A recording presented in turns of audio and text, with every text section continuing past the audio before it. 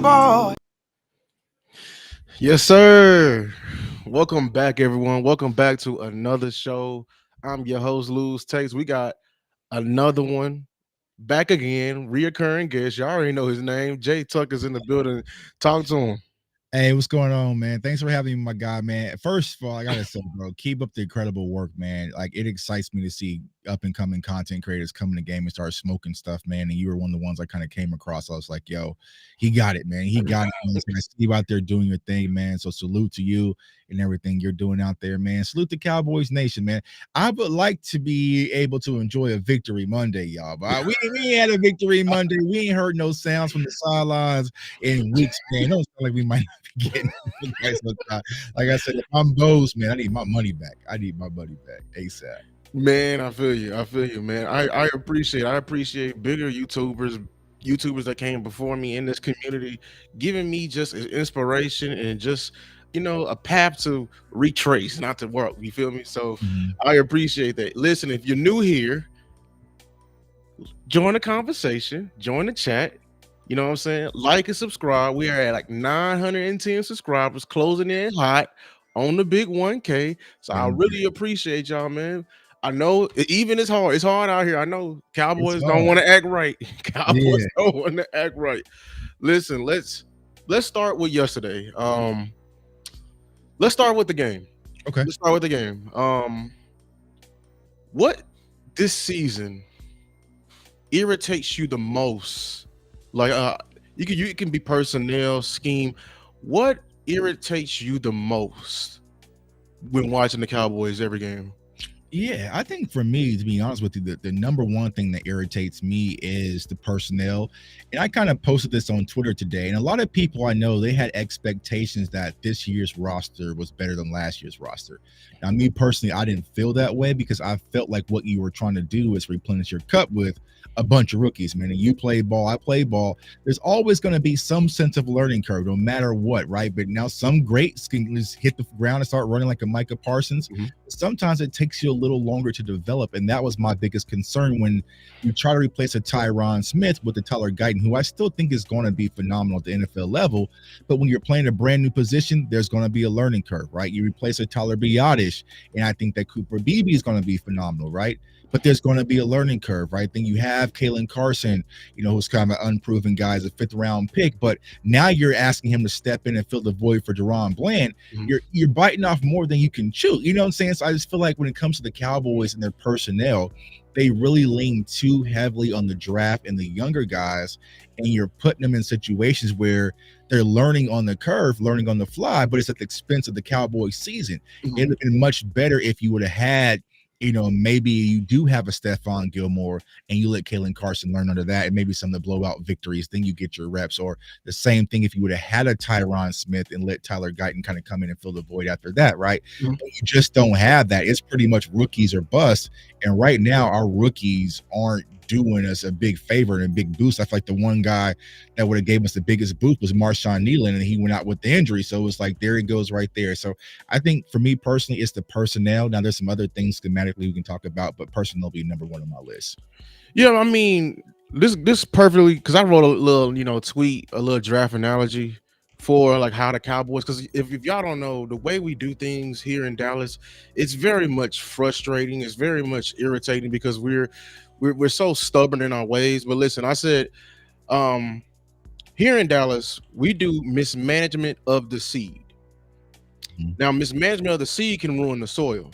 Not pouring into the seed, not giving it the proper and timely sunshine it needs, not being patient and allowing the sprouts and petals, to sprout, not taking the time to talk to it, you know what I'm saying? Nurture it, because all the green thumbs know you're supposed to talk to your plants. But no, here in Dallas, we expect every seed to be ready to have fruit to pick within the first year, within the first month, within the first day, hour, a minute, second. We don't plant twigs next to trees so they can see how a tree is supposed to grow. No, we cut down the tree for its lumber when it gets too expensive. What I mean by that, that's mainly what I like. Tyler Guyton coming in, playing the left tackle position, and we didn't have Tyron Smith here to like help grow it. Would it be Kalen Carson throwing them out there? We don't have a program that helps. Like it's supposed to be, and like it's just like your job. They're not going to throw Right. you if they throw you out there on the job, and expect the same result from the guy they just let go. That's Mhm. that's not smart thinking by them. That's an inefficient complex. It's not. So why do we expect it here? Right. When you're on the content creator side, the reasons why, one of it being is because it's cheap. That Mhm. irritates me. It Right. irritates Right. me. So yeah, what are your thoughts on that? Yeah, I mean, you're 1,000% right with your analogy, right? Like sometimes you have to nurture your seed, and not every seed is going to instantaneously grow into that fruitful tree. Like it takes time, y'all. And that's not just with the Cowboys, that's with any rookie, right? There's going to be some hurdles. I mean, even with the quarterback position, the greatest quarterback on the planet right now. What did the Chiefs do? They put that seed next to a tree, they watered it, it nurtured it, and it was week 17 he got to come out and play, and then he kind of put on display, right? But Pat Mahomes speaks a lot about me being able to sit and learn that season under Alex Smith did wonders to my career, right? But you don't get that opportunity sometimes in Dallas, and I feel like what happens is the draft is our new crutch, and this is why I'm always strategic with Cowboys fans. Like, be careful what you say, right? Because they see what we say online, right? Right. So when all of us say the Cowboys draft, well, the Cowboys don't miss the draft. I mean, Will McClay, we trust, right? Yeah, I mean, that's okay in some cases, but that feeds into the locker room, that feeds into the front office. They feel like we the draft gods. We don't miss. We don't miss in the draft. Draft is what we do. So they are now using it as a crutch where they don't have to do no free agency. They don't have to have any outside acquisitions or make any trades because we are solely going to rely on the draft. And then when that doesn't work out and that rug gets pulled from under us, now we're looking and we're in trouble, right? Think about this. Tyler Guyton has came into a worse situation than Tyler Smith came in. When it came to Tyler Smith, he was pretty much a backup rotational because you had Jason Peters, you had Tyron Smith. I think he had Connor McGovern. I think, but he still had some guy like, who was it? That was it. Was the dude who he dressed up as Zeke for that one time. My Oh, Leary is yeah, Leary. yeah. No, not Ron Leary. Leary. Not Leary. No, Joe Looney. Looney. Yes, Looney. Yeah, so you had some other guys, right? Some veteran guys where it wasn't that Tyler Smith had to hit the ground. Mhm. And then it took 4 to 5 injuries for it to happen. Then it's like, all right, bro, now you have to play left tackle. So he had that layer of protection. The moment that we drafted Tyler Guyton, it was like, you have to work at left tackle. We ain't got no. Yeah, Chuma Udoga. Has anyone heard from Chuma Udoga? That's one thing. Has anyone heard the Yeah. status update? Has anybody? We ain't heard a peep about Chuma Udoga. You know what I'm saying? And It's crazy because that was supposed to be the backup plan for Tyler Guyton. I ain't seen an interview. I haven't seen a tweet or anything about Chuma. that is a very good point. I don't trust this team when it comes to injuries. Like, nah, bro, you got it. Like one injury that still irks me to this day. Well, I mean, like irked me this year, and I was like, man, I'm out. I started to look at the door on this season. Then is the Brandon Cooks injury because there was a point in the camp where he was missing multiple weeks, and then all of a sudden after the Giants game, he has a cleanup surgery. And Right. we are athletes. We Right. know the process of how it's supposed to go. Right. You don't see your physical or your primary care recommend you to the specialist, and he like, you know what, we finna go do a cleanup. No, it was an operation that Right. was done before then, and they Yeah. didn't disclose it. And I gotta have these reasons. I get, it gets blinded by the business side of this operation, because I'm like, why did they didn't say anything before? Were they afraid we were going to complain about getting a receiver then? Yeah, they want everyone to panic, right? You know what I'm saying? You're the captain of the ship, and you sense some turbulence, and everyone feels, oh, we are perfectly fine. This is going to be temporary. And J. Cole always has this lyric, right? You got to multiply by 3. That's the same thing when it comes to Cowboys injuries, bro. If they tell you 4 weeks, go ahead and stretch that thing out to 8 to 9, because it's the same thing with Brandon Cooks. Deron Bland's going to get a quick little cleanup. We are damn near in week 10. Season's damn near over. We haven't heard nothing for Deron Bland. Then it's like, oh, he had a setback. So like it's just like, yeah. So it's like when they say, with Dak Prescott with his hamstring, it was gonna be 4 week. Bro, it's season. Like that's but they said like he like, and then we got it was just another story. They was just throwing bait for another story, and then you got James Jones talking about, oh, I had a hamstring. It's not the same. Like what I'm saying? It is not the same. It's not the same, bro. Like play sports, even if you haven't played sports, when your hamstrings, quads, groins, when that happens, I don't care how tough you want to be, you can bite on your mouthpiece as hard as you want to. It does not matter, bro. It does not matter. You ain't doing nothing. I've tried. I strained a hamstring when I was running on my treadmill. Doctor told me to rest. Well, me being hard-headed, man, I can still run a little bit. I'm just going to slight jog. Well, I went there for that slight jog and felt that. I was out, saying, sit down, Tuck. You out there trying to run and press it. Your hamstring, your body will tell you, man. So it's just crazy. But I think when you add on what we talked about earlier with the personnel, then you slap on top of the injuries, it's just been a recipe for disaster for the Dallas Cowboys. Make no mistakes about it. I got asked this question, Tuck, we're going to be trash next year. No. This team has a strong foundation if healthy, right? The problem is every key position from wide receiver 2 to the cornerback 1 or 2, however you want to flavor ice cream, to your defensive edge rushers and Micah Parsons and DeMarcus Lawrence, and then even Sam Williams and Marshawn Nealon. Then you had, Kendricks with the back injury, so he missed games. And then, so we just had injuries at all the key spots, y'all. But I feel like the Cowboys are still talented. But what does that mean for this season? Not much. But the future is still bright in Dallas. Don't let people get that confused. And like, shout out to great creators and like Jeff Kavanaugh for breaking down, if you want to see the money side, don't let the Jones family fool you. They can, how the plan can go this upcoming season, y'all, they can free up almost $100 million in cap space if they do the plan that everyone's talking about, like the post June 1 cut with Terrence Steele, restructure. Of course, obviously y'all didn't believe it, but restructuring CD and Dak, and they can still have enough money to pay, Micah plenty, but don't let them fool you. There's a plan in place. What I'm pissed about the Joneses is, and I'm gonna be pissed when they do it, even if our team improves, is that they could have easily pulled the trigger and they chose to hold the gun because they're just out on McCarthy. And in my point, this is it goes back to my theme with them. They just waste seasons. They just choose to waste seasons and act like primes are forever, or act like this window is forever. And it's like, no, anytime, any place, this league is ever changing. And the moment you sit on your hands, you lose. Right. So, and what's happening, right? While you're sitting here playing these hoodwink games with Mike McCarthy and the coaching staff and this and that, other teams are closing the gap, right? So now you look up, it was just the Cowboys and Philly, right? Just got to keep up with Philly, and we pretty much be split with them throughout the year. So even though they went aggressive, there wasn't that massive separation. Well, damn, now you look, Commanders, you know what I'm saying? Commanders on the tail, you know what I'm saying? And then you look at Detroit. So now we used to focus so heavy on the San Francisco 49ers. Now it's Detroit. But then you also got Green Bay that's starting to merge. Well, damn, Chicago has a young rookie quarterback, and they look good in the NFC. And then, Lord behold, if the Giants mess around and get a Cam Ward or Shador, then everything is starting to tighten up. There's no way that the Cowboys need to go out there with this mindset that we can be comfortable. And I felt like that is the biggest frustration, not only for me, but for a lot of Cowboys fans. We were just comfortable. We're fine. We'll go out there. We got this, y'all. Don't worry. We'll sign Dak 10 minutes before kickoff. Like, we got it. Don't worry. Y'all are tripping, right? Right. With that comfortability and that mindset, it's allowed us to be comfortable, and teams are starting to close the gap. And now we got work to do. So hopefully we'll do it this offseason.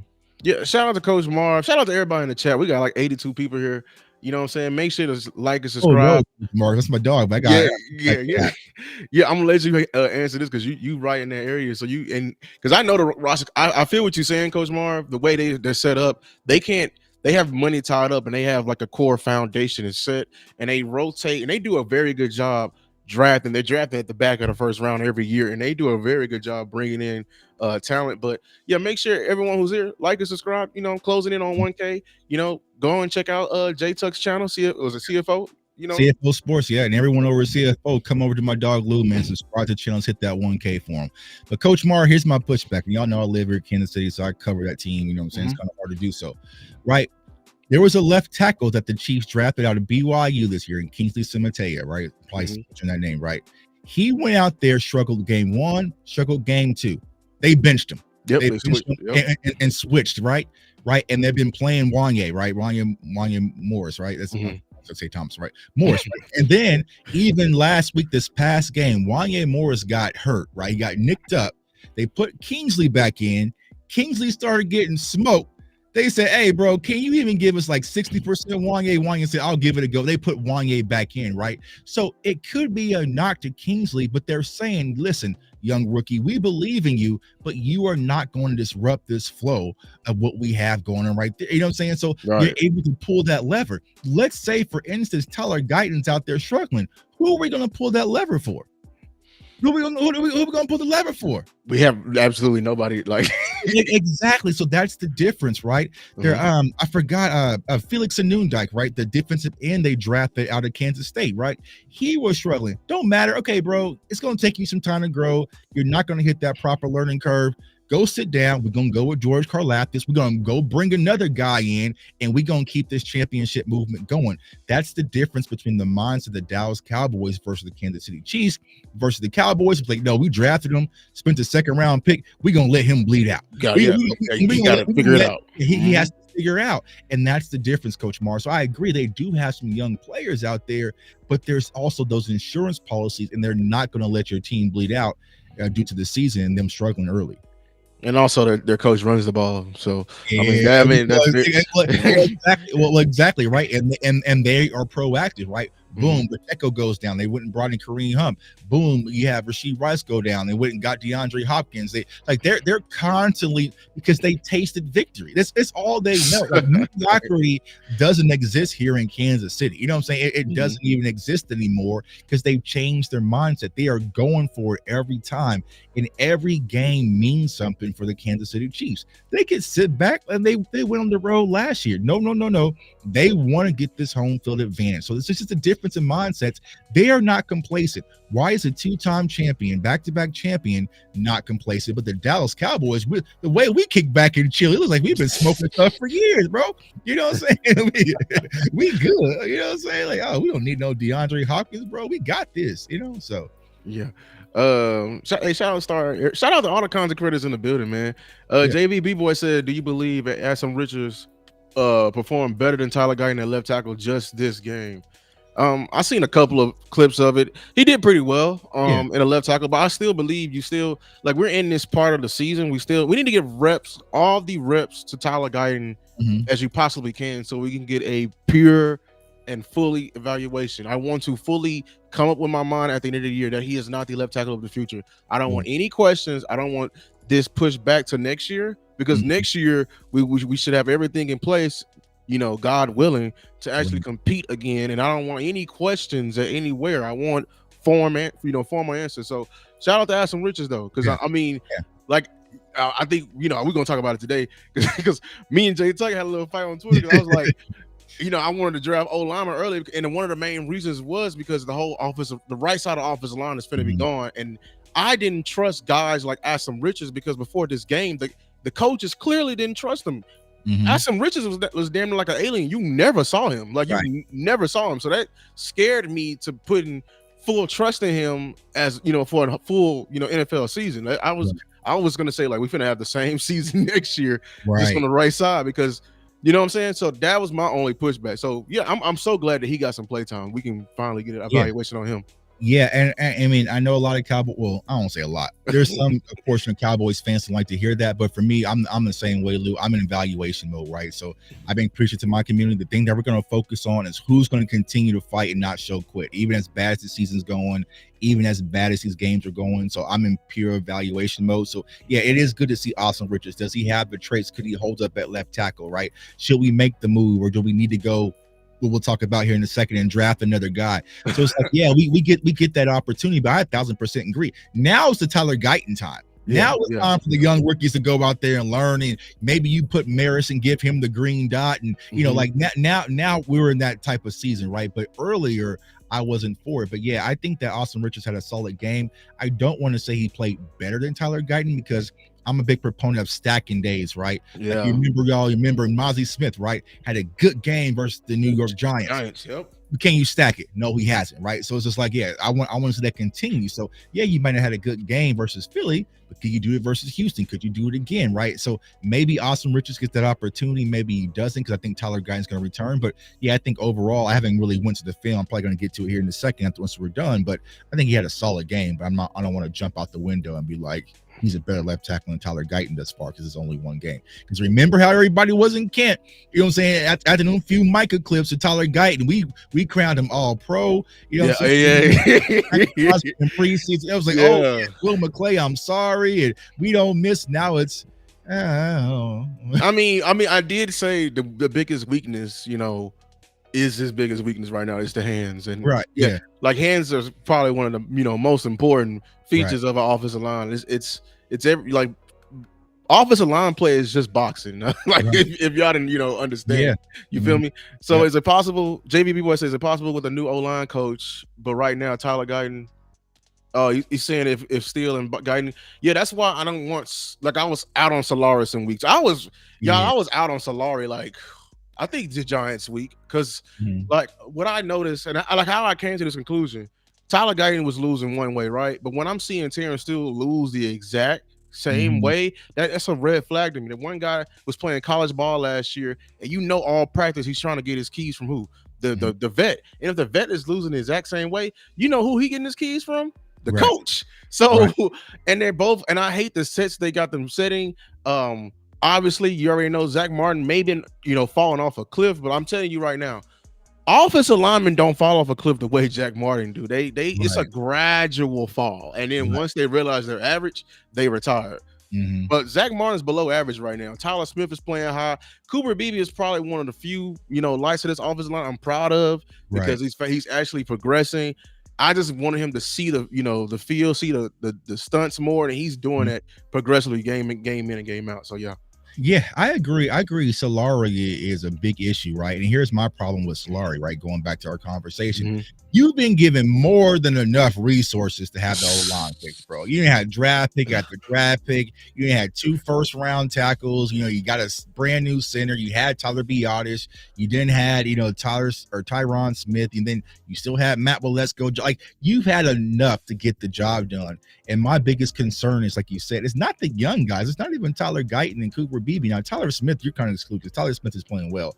But it's your veteran guys that are a huge They are getting smoked on that right side. And it's just like, I don't understand there hasn't been any adjustments, any changes, and you play the position, so you know better than anyone. The stunts, the techniques, like they can't pick it up anymore.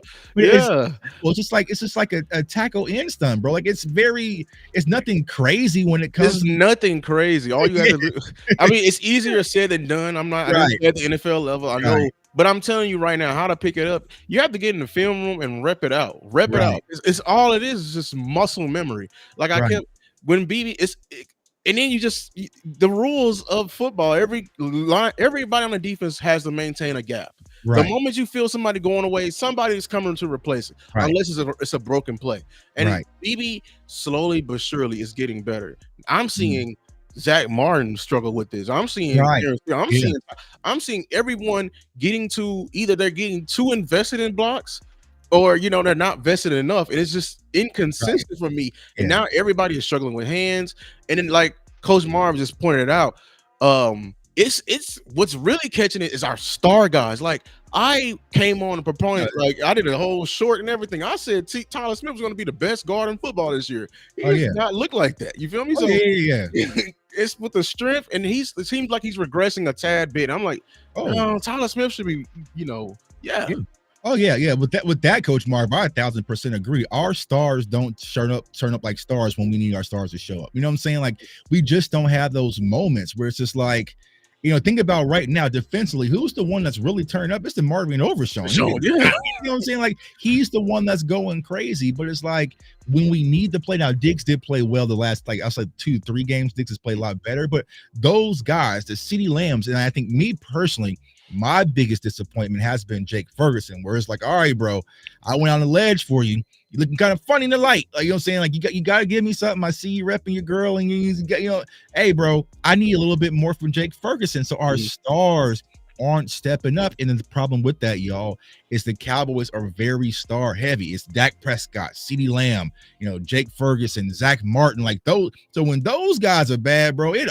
all hell breaks loose because that layer and wall after that protection, it's just not there. So I think it's just a mentality thing. I think it's a confidence thing. I think it's a cultural thing where it's like, I don't think a lot of our players have had to really deal with adversity. I mean, you think about Micah Parsons since he came in the league, 12-5, all pro. You know what I'm saying? So how you ever had to respond to a season where maybe you had a few injuries, but y'all really are bad right now. So how is this team going to respond when they get punched in the mouth? Mm-hmm. That's the thing I'm really looking forward to. That's culture. It's culture. Culture. You know what I'm saying? That's culture. It's culture. And here's the thing. I felt like ever since that Green Bay game, when we got punched in the mouth and didn't respond, it's like we got PTSD. As soon as we get behind by 2, or you know what I'm saying, or we give up the first score, it's just like, oh man, here we go again. You see the fingers pointing, you see the pouting, you see the moping. I don't see no one saying, no, be cool. You know what I'm saying? We good, relax. We got this. Like, chill out, right?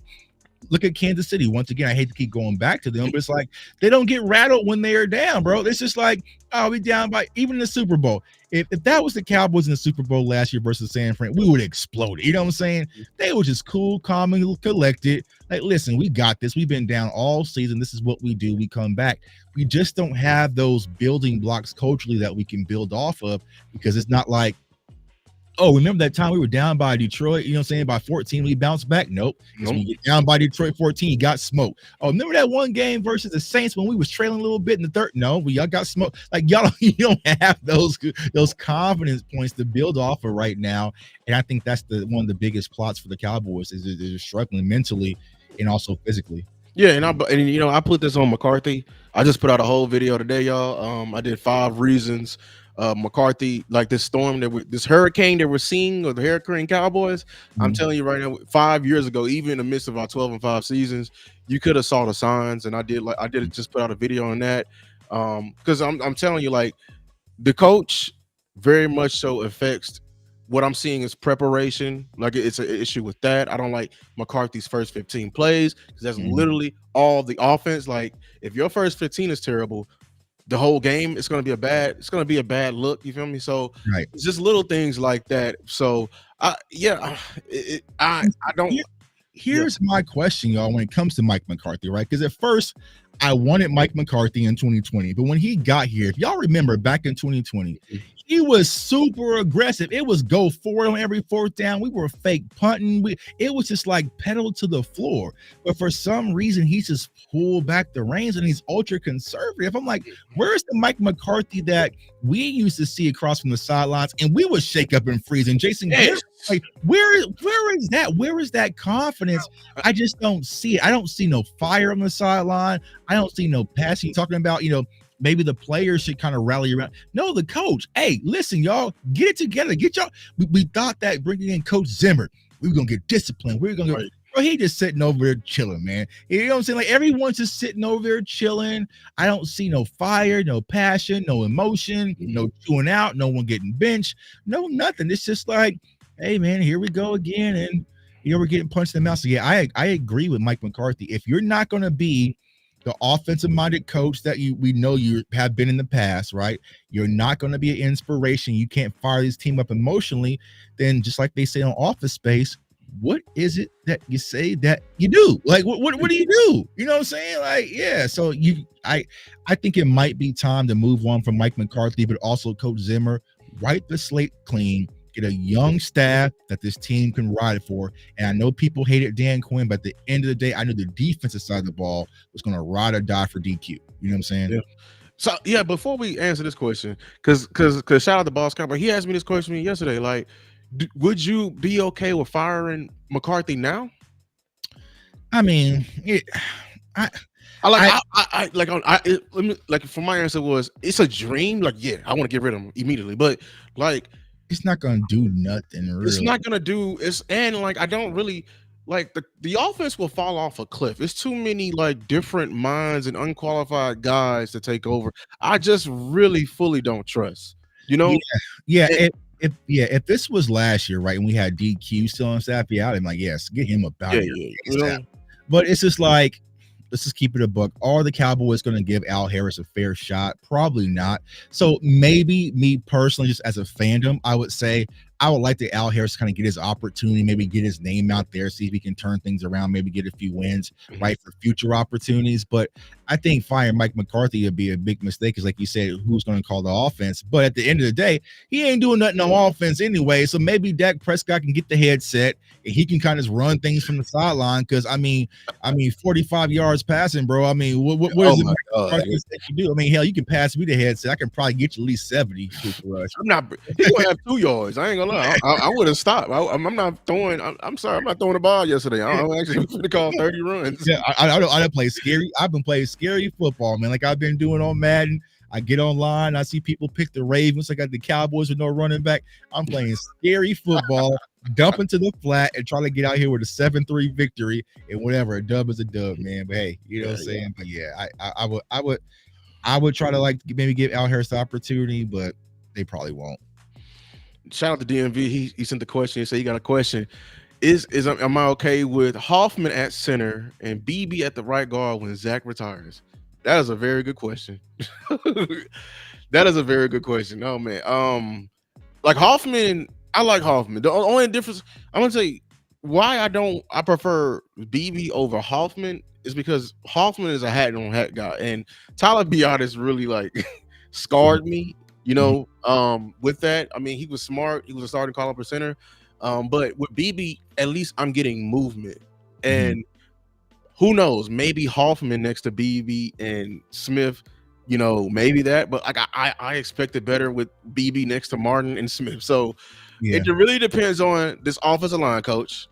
If this offensive line coach got me, like the Callahan was running game Moses and bringing the big Bertha slide, on 218 Willers and having to move it, like what Jason Latham was doing. Right. Sign me up. Because, then we're changing the mentality of the whole offensive line. And Hoffman may not be moving, but he may be displacing it just a bit. Sign me up. Because I feel like BB will be a dog at the guard. I really do. But we need to change this DNA of our offensive line before we start moving pieces fully. Because just keep in mind, we do that. We already made BB learn a whole other position. Now we got to take a whole year for him to get acclimated back. Yeah. And see, and that's where I kind of do blame the scheme, and I blame the offensive coordinator, right? Because it's like I feel like we do personally have the DNA to be a tough physical offensive line, but we don't commit to that style of football. I mean, like I said, Luke, you play the position, you get that run game going, and when team says, "Listen, Luke, we're gonna line up behind you and we're gonna run behind you," like I played left tackle in high school. I know a lot of people like Tuck. You played? Yes, I played left tackle. Sir. You know what I'm saying? And I clearly remember there was an overtime. We were playing against our rivals, and our coach said, "Listen, left side, we were going to line up and run down." And for me, it was just like strap up. And I mean, we were just blowing them off the ball. You know what I'm saying? Counter left, strap left. Like we were just running off the left side. And you kind of get into a rhythm. You get you get to lay that foundation of being tough versus, okay, we're going to drop back in pass pro 45 times. Like, bro, that's a lot. You know what I'm saying? That's a lot. Yeah. Because all it takes is for you to lose 2 to 3 reps to change the course of the game. So it's like, I think we have the offensive line physicality and the DNA, but we have to change our philosophy to really line up and punch people in the mouth and let that be our foundation, who we are. And I think that teams just call our bluff and be like, "No, I ain't gonna run the ball, bro. Y'all can line up. Y'all ain't gonna run it. Eventually, you're gonna have to throw." And what happened? Opening drive, Dak Prescott's gone with the hamstring injuries. Cooper Rush, 3 passes. Three passes.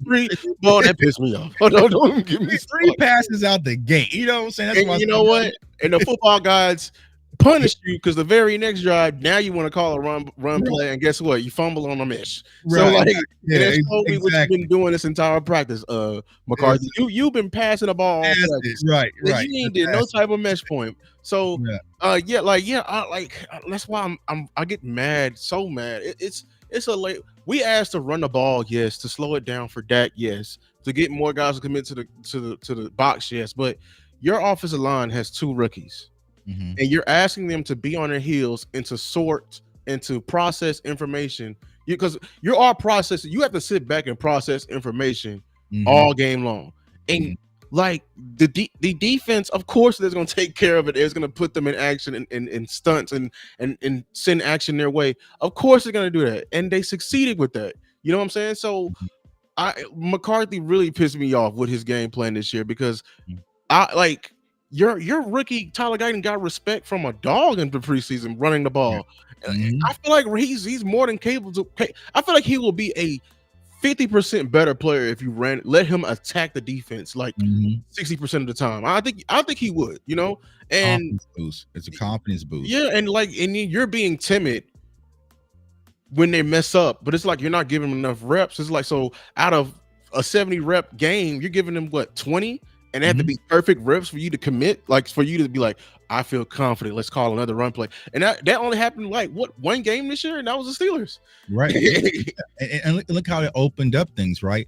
And I know people act like, you know, going to the run is an indictment on your quarterback. We're seeing it across the league. Like I said, like, let's say for instance, what we actually did versus the Atlanta Falcons, right? We played a team that doesn't have a good run defense like the Dallas Cowboys.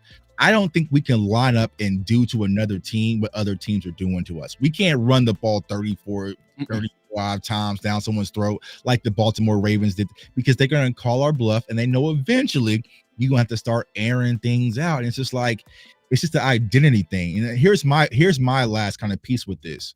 If you want to be this pass heavy, gun slinging, air it out 45 times, best show on turf type of offense, then go get some wide receivers, bro. Just go load up with wide receivers. I would get it if we look. I know this whole conversation about run the damn ball versus air it out. Me personally, I was team air it out versus my dog West Coast, but that's because I had Michael Gallup, I had CeeDee Lamb, I had Amari Cooper. You know what I'm saying? Like, I had weapons, bro. Like, yeah, go ahead and air that thing out with that 3-headed monster. But right now, we don't have that. So we don't have the wide receiver core, and I don't believe we have the running back tandem. You're going to have to pick who you truly want to be and commit to it. But right now, the Cowboys is just a little bit of this, a little bit of that, and that's why we look so lethargic on offense. Yeah, man, this Cowboys. Hey, we got 130 people here. I appreciate y'all for taking time out, man. Make sure to like, subscribe. Hey, join the conversation. You putting something in the chat furthers the algorithm. Let's beat this algorithm, if anything like that. We can transition a bit. The post game. I saw your video. I put a little video in. I actually didn't put a spin like the whole mainstream. I was just making it seem like it's an indictment on McCarthy. But like, how do you feel? Like, I just feel the what's happening right now, it's like I said, it's a hurricane coming through the Cowboys organization, and it seems like everybody's an SOS, and just they're fending from themselves. We're starting to see factions, players come together and more empowering each other and everything like that. Because like he said, like Zach Martin is on the brink of retirement, so, and he just feel it's just layered. How do you, when you heard what you heard in the post conference from Michael Parsons, how did it make you feel? I think it's unfortunate, right? And I think that the media, right, and we know, puts the players in bad situations. Now let's think about the situation that just happened. The Dallas Cowboys at home just got blown out once again by their division rivals in the Philadelphia Eagles. You have Micah Parsons returning from his first game back from the high ankle sprain, right? Who played decent. Well, I say he played great, right? In his first return back, right? So you get that, you get to the locker room, and now you're being bombarded about your status of your head coach, right? So you're getting caught off guard. And I feel like what happens is sometimes with players, they don't want to give the clickbait. They don't want to, ruffle the feathers. So they're thinking of ways to kind of talk off the cuss and get the talk in. They're doing this, and they're thinking that they're saying all the right things. But the media is savvy enough to say, okay, I see what you're saying, bro, but I got you. I got you on this. I got you on this.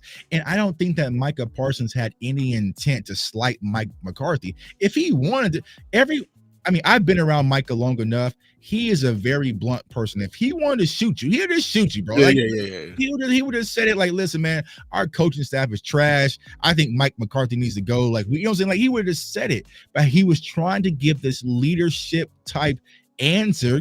But even doing the right thing, someone still found the wrong thing, and they're able to spin it. So what's happening right now, Cowboys Nation, which I was warning everyone on my channel, Dak Prescott gone. He probably gonna come back. But people still got to keep the lights on. People still got to keep the lights on. And who can they turn to? Just like at the every post game, Jerry Jones is going to feed you a bunch of content.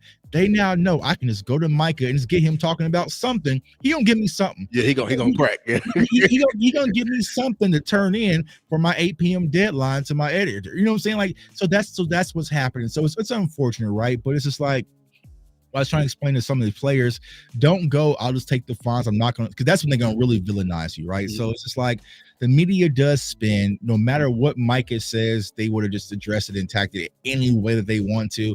It happens to us as content creators. You can say, hey, man, I think that Tyler Guyton is going to have a learning curve. Well, did Tuck just say he didn't like Tyler Guyton? No, I didn't say that. Yeah. I just said it's going to be a learning curve, but that's how people do. Like people did that during the draft. Like I did a whole film session. Well, Tuck said he was out on Tyler Guyton. I didn't say I was out. I'm saying converting someone from right tackle to left tackle, there's going to be a possible learning curve. You know what I'm saying? So it's just like, it's just how our society works right now. But Mike McCarthy and Micah kind of talked it out. Now, do I think Mike and Micah are best of friends like Dak? Probably not. Yeah. But I don't think it was.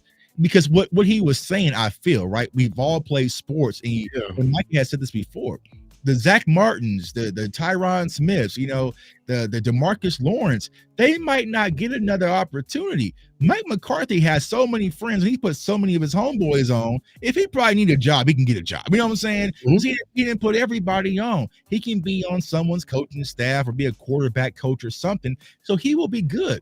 Zach Martin, you can't extend another 5 to 6 years on Zach Martin's career, right? You're probably done 1 to 2. You can't extend that. So for those people who were drafted by the Dallas Cowboys, put their blood, sweat, and tears, Micah is saying my heart goes out to them because here's the fun fact, the sad fact, Micah gonna be one of you. We gonna be sitting on here in the show next 10. You're like, damn, bro. Micah Parsons had a Hall of Fame career, but he just never, from Dez Bryant to Tony Romo to, to all of them, right? All of them. Jason Witten, Sean Lee, they just never got their moment. And shoot, that hurts. It hurts me as a fan, as a content creator to know, man, I never got to see not even a Super Bowl for Romo and Dez and Witten and Sean Lee, but just a meaningful game. The opportunity to even just try to go. You know what I'm saying? Like they never even got that in their career, man. So it's extremely unfortunate. Yeah, I feel you. That's why I went that angle, because like something similar happened with me my freshman year when I was at Arkansas Pine Bluff. Like I came in, as a recruit, freshman, all that. I started, but we weren't really, good, and it was already a make or break year for the coach. And you can feel towards the end when we were not winning as much games, the coaching staff got us distant, man. Because like I said, everyone's trying to fend for themselves, So I didn't see. Like I said, it was more on a indictment on Mike McCarthy because of the type of coach he is. Like, if he's not that type of coach that has that connection that can outlast this, then he's not. You know what I'm saying? Like this what comes out. So like I said, everyone's fending for themselves. Everyone's in survival mode, and it's not even that. It's the Joneses created this environment. Everyone's on 1 year deals. The entire team is on 1 year deals. You got guys who are hurt, banged up. You got guys that's like they got Twitter. They got a phone. They're not off the grid. Like they're seeing that the rumblings are getting louder and louder. They're not going to be here. Some guys may not even have a job next season. Like it's getting winning hides a lot. it does, but I think people don't understand from the surface level the relationships that some of these people you might be connected with a Joe Witt. You know what I'm saying? Like it might be that no coach understands you in the locker room, but Joe Witt or George Edwards or Coach Durden, like they get you, bro. Like that's your dog. So do you think like, damn, bro, I didn't get the win with him. Now Coach Durden goes to Seattle. You know what I'm saying? So, like people don't understand the impact of that. And it's like, let's simplify it, y'all. We all have jobs. You know what I'm saying? Think about you have a manager that brings you in. Like a case in point, I had a manager. She brought me in. She believed in me. She just gave me the ball and run with it. And I was at the top of my level at sales. Well, she ends up moving on, getting another job. I get some new dude in here. He don't know what's going on. He trying to change my whole sales conversation. He's on me about my lunch breaks. And then I'm just like, bro, like, it's just not the same because I'm not riding for him like I'm riding for her. So now I'm just doing my job because I'm, you know what I'm saying? So it's like, I think people can relate to it, and these players go through the same thing. Of course, you want to still be a professional, but it's different. You got a whole bunch of 1-year coaches, a bunch of substitutes. You don't even know who's going to be here next year. Like, you know what I'm saying? Like Coach Jeff, the defensive line coach, he might not even be here next year. Right. Like, you know, it's up to the head coach or your head coach might not be here. Your defensive coordinator might be here. It's just hard to really build that relationship because there's no foundation. And going back to what you said, Lou, it's because that's what upstairs built. That's what upstairs do. Yeah, like that's this is just a symptom. The sickness up there. The call is coming from inside the house. But yeah, shout out to Marcus McFarlane. Like, yeah, that's why I go so hard for Dak. Y'all be thinking we Dak Glazers and we just like, oh no, Dak is a layered player. I think he's the most scrutinized player in sports. He's probably up there with. I got him up there with LeBron because the way they be bashing this man's name, regardless, and he just have him even his own organization does that, and he still has the capacity. He like dealing with his family, have his family gone, has the capacity to come together and hold a bunch of these. Like I ain't gonna call my thing lame, but you see how they look once he's not in the locker room. You know what I'm saying? Like that's. He's a leader. That's why I got him high up in the QB rankings. A lot of these QBs are not leaders. They're not. Like, you know what I'm saying? So yeah, I agree. Like, so case in point, I'm gonna give you the story. So you're talking about the young offensive line, right? And y'all know that Cooper Beebe, like they literally live up the street, right? Salute to the Beebes, right? So I was on the plane with them talking to Cooper Beebe's pops, and what he was saying, he was just talking about Dak, and he was like, Cooper struggles with pointing out, you know what I'm saying, the slide protects, right? And you played offensive line, so you know how difficult that can be, especially for a rookie. That Dak Prescott told Cooper Beebe, listen, don't worry about setting the slide protects or any of that, or ID in the mic. I will handle it. I just want you to play physical and just make sure you get the snaps on time. You know what I'm saying? So that doesn't get publicized. You can't look at a PFF chart, like that. But think about how much pressure Dak Prescott just took off of Cooper Beebe, saying, don't worry about that, bro. I'll do your job for you. I will set the slide protects. I will do all the reads. You just make sure you snap the ball on time. You just be physical up front. You protect up front, right? So it's just like those little things that Dak doesn't get credit for. You know what I'm saying? There's so many different things that goes unnoticed from Dak Prescott from his day-to-day, like you said, bro, his temperament. I don't know how Dak does it. Like I've been telling people in my community, I need to be more like Dak as a leader in our community, but I can't do it, bro. You send shots at me, I'm sending 8 back. You know what I'm saying? It doesn't matter. But he's Spider-Man, man, with the train, man. He's Spider-Man with the train, holding it together. Like he cleans up everything, right? Everything, He gets so much hate. He gets so much criticism. It's like, damn, bro, I would love unselfishly, I would love for Dak to just be in a place where he can just go play ball. Like, imagine if Dak was just a quarterback for the Jaguars, bro. He'd be so peaceful. That's part of me wanted him to leave. You know, I know, because I tell you, my friends who are Raiders fans, they were ready to build a damn statue in Dak Prescott. You know what I'm saying? They would have built in Pittsburgh. They would have built a monument in Dak where he can just go. The way that I'm blanking on Mike Tomlin was talking about Dak. Oh my! Bro, Mike Tomlin was plotting. You know what I'm saying? Mike Tomlin. I promise you they was gonna get him. I promise you they was gonna get him. And that's why they filled that hole with 2 quarterbacks this offseason. Yeah, they know it. Like they was plotting, bro. But I think, and it's crazy that a lot of Cowboys fans don't appreciate what we got. We always looking at what everyone else got. You know, I appreciate what you got. You know what I'm saying? Because what we're going through right now could have been the last 4 to 5 years with Dallas without a quarterback. So, you don't and y'all look. I'm one of the new, and I'm young. I'm one of the new Cowboys. I've been a Cowboys fan forever, but you know what I'm saying. I'm just now coherent to it. We have really gotten lucky with these QBs. We got Romo and Dak. Y'all wasn't around for the Quincy Carters. Yeah, man. I remember seeing on the big screen all blocky and 1080 or 780p, y'all know it's like jumping on Madden, man, and you're just like, bro, what? Like, you know what I'm saying? How can I, like, bro, like, I remember, like, I think it was I forgot, it was like Drew Henson or somebody back when they had the Madden cone, you know what I'm saying? And the Madden Vision, bro, our quarterback cone. You with the it's like, bro, I can't even throw with this damn cone because it's so small. You know what I'm saying? I'm here with Drew Bledsoe and stuff. Like, bro, I can't play with this, man. I had to go play with the Jets, man. You know what I'm saying? Kind of get my game off. Y'all ain't never had those struggles. So a lot of young Cowboys fans think it was Romo spins and Dak Prescott, and that's the end. No, no. There was a massive gap. The way that we look at Cleveland Browns fans, that's how we was. It's a new quarterback, a new hope. We brought in Drew Henson off the streets. Why? Just because he started over Tom Brady in college. You know what I'm saying? We just figure he started over Tom Brady. We got Romo and Dak without having to draft high. Yeah, exactly. A fourth round. So it was an accident. Even the front office be forgetting how valuable the fourth round is. They be throwing fourth rounders around like it's flies, like it's just quarters into a damn wishing well. Like no, and it could have been Paxton Lynch or Connor Cook. Have y'all even seen them boys? They probably even got a podcast or nothing, bro. They sound That's what we've been stuck with. That's what we would have been stuck with. It's Connor Cook or Paxton Lynch getting punched on. You know what I'm saying? Getting punched on. Yeah, man. So let's wrap it up with some draft talk, some brief draft talk. What? Because I have some, like, let's talk about just probably the first 2 rounds. Okay. What pick do you see us getting to, and like, what is your order of priority?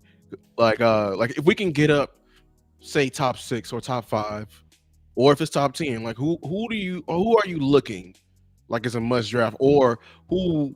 It's like a question. I'm sorry, but like what has to be off the board for you to think about trading back? For the first question about the position, it really depends on who's the quarterback. And I've been having this argument on Twitter, right? Whether it's Cooper Rush or Trey Lance, I think that Cooper Rush gives us the opportunity to get a higher draft pick. Why is Tuck saying that, right? Trey Lance, he played horrible in preseason.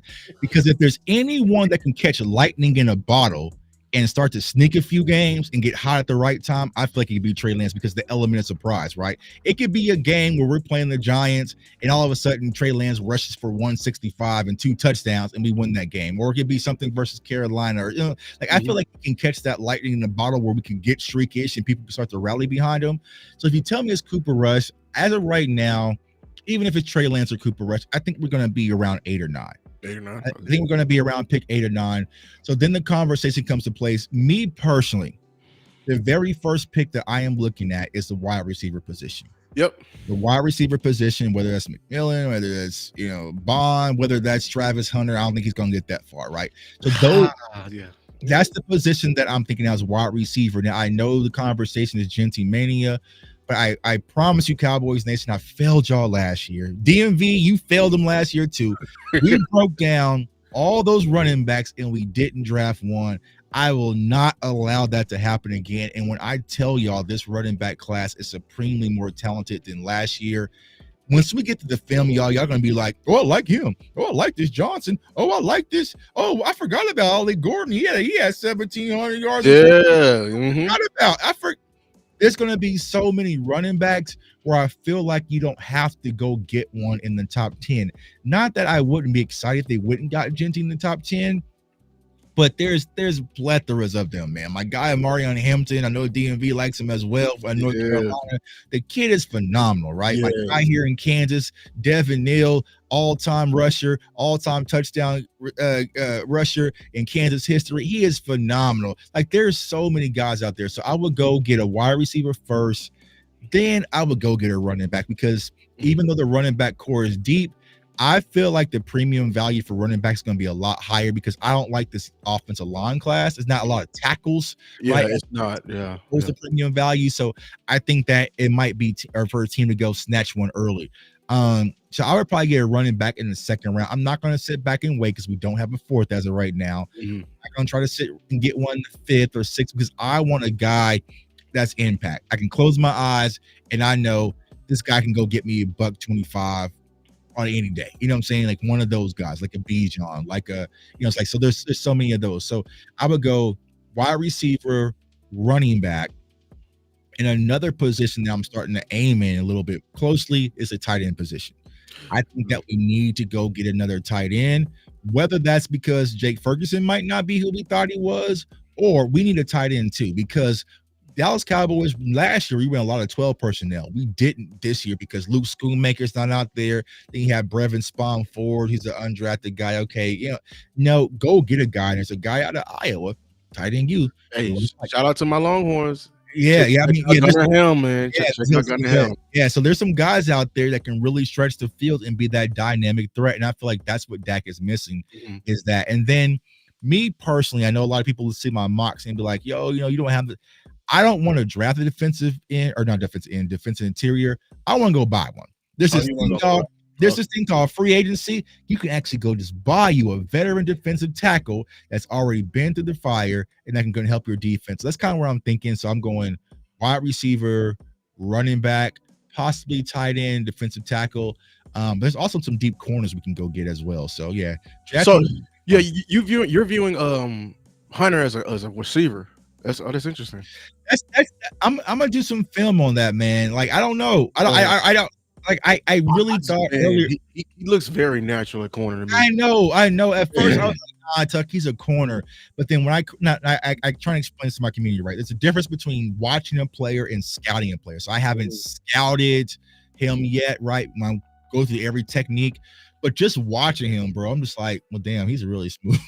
He's really He's smooth as hell as a wide receiver. So I don't know, man. So I don't think he's gonna be a two-way player, man. But I think he has a chance to be a package, on the other side. right. Like so I'm not viewing him as fully one side. I'm saying like he may go like 95 and 13 on it. Like I'm saying like Yeah, he may be So I feel him as a corner and like a wide receiver 4. Now, think about this right now. With this situation the Cowboys are going, he would be wide receiver and corner, bro. He'd be out there playing wide receiver 2 next to CeeDee Lamb, and then out there playing next to Trayvon Diggs. You know what I'm saying? So Jerry and Steve are gonna get every dime they you know what I'm saying? He'll be, corner, wide receiver, kickoff return. Like they gonna, you know what I'm saying? But I don't know, man. I'm leaning more towards the Travis wide receiver, man. Like I don't. Yeah, I'm not mad at it. I'm not mad at it.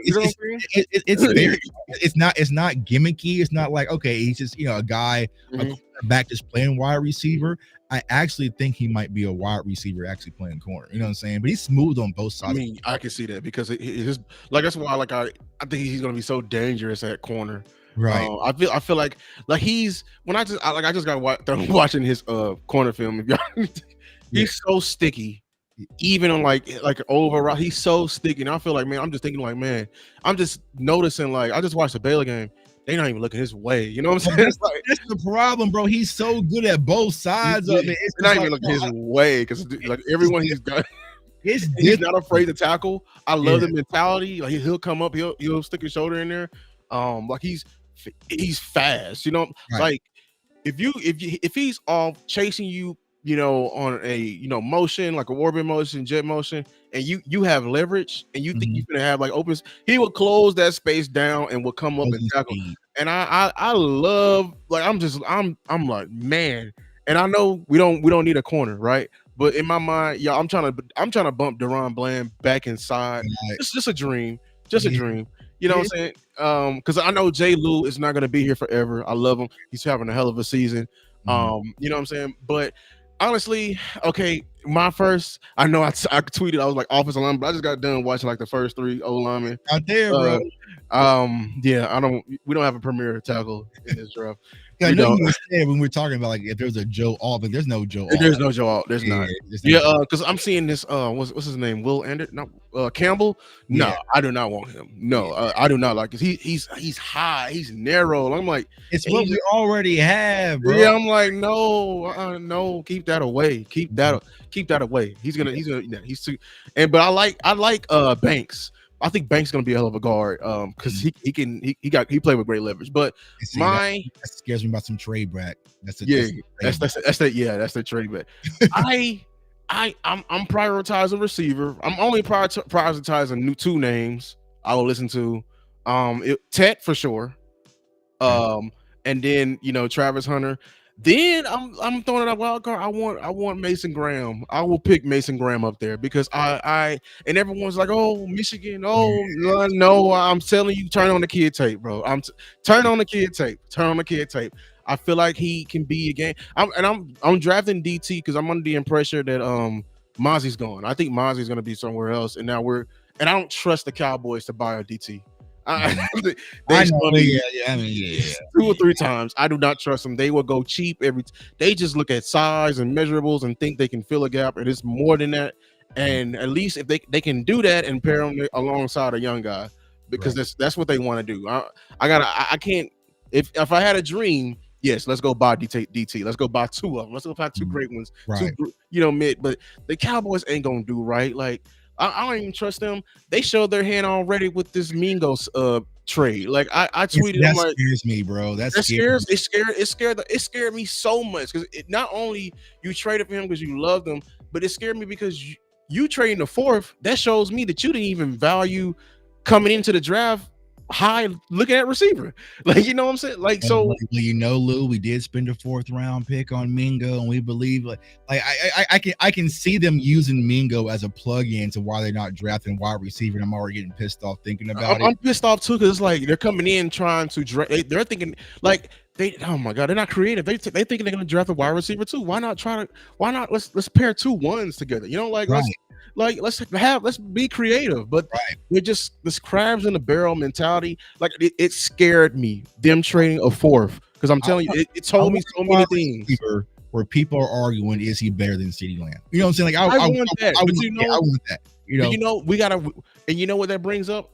They don't want that, because it's like, oh, if he's better than CD, we gotta pay him. I'm like, oh my god, that type of mentality is gonna continue to hold us back. Because I'm telling you, if Tet goes off, if Isaiah Bond goes off, if Luther Burden goes off, if them 3 receivers end up being world-class receivers, I'm going to be so heated, because I'm gonna be like, we're talking about it right now. Like they're like, you know what I'm saying? And that type of mentality, God. And then like players that don't have to go through that learning curve. Players like you can instantly just put them on the field, right? And like kind of going to my scouting program, this is what they're teaching us, right? This kind of bell curve of players at the end of the bell curve. They're the ones that they're Travis Hunters, right? Travis Hunter, of course, you have to grow, but you can pretty much guarantee that's a surefire player. Right? You can just pretty much guarantee that those players have those traits. I want to get those guys. I don't want the guys that we have to move along the bell curve to maybe, like I said, like a lot of people come at Jalen Brooks and Jalen Tober, like they're doing the best they can, but it's a slow move, bro. They're trying to get them to that level. They're not there. I want to go get that Isaiah Bond where it's like, listen, we got one. We got one. You know what I'm saying? Like, yeah. And then I'm with you. I think running back, you being that high, I think that's a luxury, and we don't have the luxury of taking a running back that high. Everyone, I know everyone's screaming Genty. I love Genty. You know, I running backs got a good place in my heart. I value, because they have some of the most translatable skills to the league. I value vision. I value dexterity. If you're a 3-down back, that's even more of a plus. If you know what I'm saying, if you can get in and out of cuts, if you just have a feel for the game, you're strong. I value that. And Genty, I watch his film. He got a horrible offensive line, and that Oregon film, him just slipping off of tackles, like, man, I know, you know what I'm saying. But we just we need almost everything, and running back is phasing more and more. Like we can't. I would let's go 2nd and 3rd round. Like what I'm saying. So yeah, that's where I'm at, man. That's where I'm at. I know some people on Twitter, they're gonna pull out like colorful sheet, like you don't draft running. I do not care. Running back, and salute to the Detroit Lions. They broke all y'all little stupid rules, and look at them. You don't take linebackers that high. You don't take running backs that high. Well, they did, right? They did, and they changed. You don't take safeties that high. Well, they did, and they are changing the foundation of their team, right? Throw the chart away. Go get players. Really go out there and get players. Yeah, I mean, the first round is so heavily on the draft. You know what I'm saying? The first round is meant for the game changers. Right. The 2nd round is your guy. You know what I'm saying? Like that's the guy that you've been following this entire draft. And like you know what I'm saying? You can that's where most of the risers, and then like go get your guy. If you've been really like, go get him. You know what I'm saying? Like why go into the optics and to the stats? Like I never understood that type. And it works, right? When you went and got one of those ones in Zeke, you hit on it. When you went and got one of those ones and had some courage and got CeeDee Lamb, you hit on it. When you went and got Micah Parsons, you hit on it. When you go get those guys, it doesn't take a lot of work. Like I feel like sometimes we want to do it the most complicated way, and it's like, no, bro, he's a dog. You know what he is. Just go get him. We'll be all right. You know what I'm saying? You'll be all right. Yeah, man. So this was a great conversation. Hey man, we still had like a 95 to 100 people. Make sure to like and subscribe. I appreciate y'all, man. It was a great conversation, man. Any last words? Nah, Cowboys Nation. I know, the season looks dark and grim, but listen, like I said, keep repping your team. Salute to all the people out there, the content creators, the media people who want to find solution-based content. That's where my focus is. I know Lou does the same thing.